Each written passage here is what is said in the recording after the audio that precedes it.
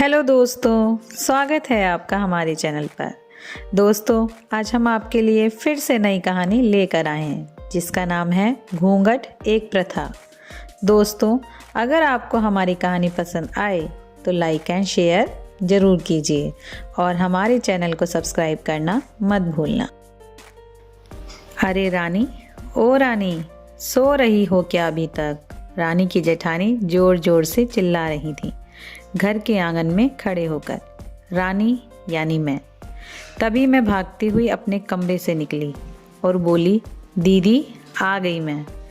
जेठानी जी बोली, रानी तुम्हारा नाम रानी है, तुम रानी नहीं हो। मैंने तुम्हें रात में ही समझाया था कि सुबह को जल्दी उठ जाना, तुम्हारी मुंह दिखाई की रस्म है। मैंने बोला कि दीदी रात को नींद ही नहीं आई, नई जगह है और मन में थोड़ा डर था कि सुबह आंख नहीं खुली तो। निशा दीदी हंसती हुई बोली, रानी मेरी प्यारी देवरानी, जल्दी से घूंघट कर लो, अगर माँ जी आ गई तो हंगामा हो जाएगा। मैंने घूंघट किया ही था तभी माँ जी भी वहाँ आ गई और कड़कड़ाती आवाज़ में बोली, चलो अब क्या यहीं गपशप मारती रहोगी तुम दोनों? हमने चलना शुरू ही किया था कि तभी माँ जी ने निशा दीदी के कंधे पर हाथ रखा और बोली, पता है ना कहाँ से जाना है और कैसे जाना है? माँ जी ने बोला कि जब भी कोई बड़ा तुम्हारे सामने खड़ा हो तो हमेशा घूंघट में रहना और कम से कम अपने बड़ों के सामने आना, और बिना घूंघट के तो कभी नहीं। निशा दीदी कुछ बोली ही नहीं, बस अपना सर हिलाकर हाँ बोल दिया। मैंने भी अपना सर हाँ में हिलाया। माँ जी के जाने के बाद मैंने पूछा, निशा दीदी आप तो स्कॉलर हो और इन सब चीज़ों को कैसे निभाते हो?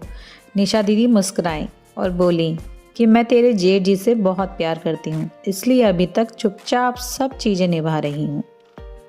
मैं कुछ नहीं बोली और चुपचाप निशा दीदी के साथ घर के बाहर वाले कमरे में जाकर बैठ गई। वहाँ पर एक पड़ोस की आंटी जी बैठी थी। वो बोली कि ये कैसी बहू आई है, ससुर जी सामने खड़े हैं और ये यहाँ बैठी है। मुझे उनके कहने का मतलब समझ ही नहीं आया। निशा दीदी बोली कि आंटी जी अभी नई बहू है, यहाँ के रीति रिवाज सीखने में थोड़ा समय लगेगा। निशा दीदी मुझे वहाँ से उठाकर मेरे कमरे में छोड़ गई। 6 महीने यूं ही छोटी छोटी चीज़ों में बीत गए। फिर एक दिन मैं अभय जी के साथ साड़ी लेने गई। उनका फ़ोन आया और वो दुकान के बाहर बात करने चले गए।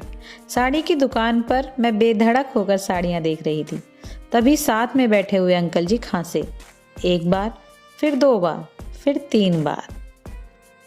मैंने साड़ी वाले भैया से बोला कि भैया इन अंकल जी को पानी दे दो, बहुत खांसी हो रही है इन्हें। अंकल जी भड़क उठे और बोले, क्या बदतमीज लड़की है ये, कुछ शर्म लिहाज है या नहीं इसे? दुकान पर हंगामा देख अभय जी बाहर से भागकर अंदर आए और अंदर आते ही अंकल जी के पैर छूकर बोले, मामा जी आप यहाँ? मैं घबरा के दुकान से बाहर निकल आई और एक लंबा घूंघट करके गाड़ी में बैठ गई। अभय जी बाहर आए और गाड़ी में बैठकर गाड़ी बहुत तेज चलाने लगे। मैंने धीमी आवाज़ में बोला, गाड़ी बहुत तेज चला रहे हो, कहीं एक्सीडेंट ना हो जाए। हम घर पहुँचे ही थे तभी माँ जी जोर जोर से चिल्लाते हुए बाहर आईं, देखो आ गई ये रानी साहिबा, खानदान की इज्जत मिट्टी में मिलाकर। तभी निशा दीदी आई और बोली, माँ जी मेरी शादी को 6 साल हो गए हैं, मैं अभी तक मामा जी को नहीं जानती। ये कैसे जानेगी? माँ जी जोर से चिल्लाई, देखो कैसे चपड़ चपड़ जबान चल रही है इस निशा की। तभी अभय जी सबकी बात काटते हुए बोले कि माँ ये दोनों सही बोल रही हैं, अगर ये हमेशा घूंघट करके रहती हैं तो ये मामा जी को कैसे पहचानेंगी? और माँ आज मामा जी के फ़ोन पर तुमने पूरे घर की शांति को भंग कर दिया है। ये वही समाज है जिसने सीता मैया पर भी उंगली उठाई थी।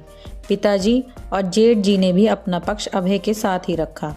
माँ जी थोड़ी देर सोचने के बाद वापस निशा दीदी और मेरे पास आई और बोली कि तुम दोनों को अपनी मर्यादा पता है, मुझे उम्मीद है कि तुम कभी भी मेरा सर शर्म से नीचे नहीं झुकने दोगी।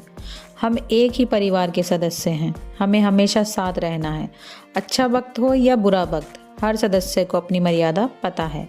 माँ जी ने मुझे और निशा दीदी को गले लगा लिया।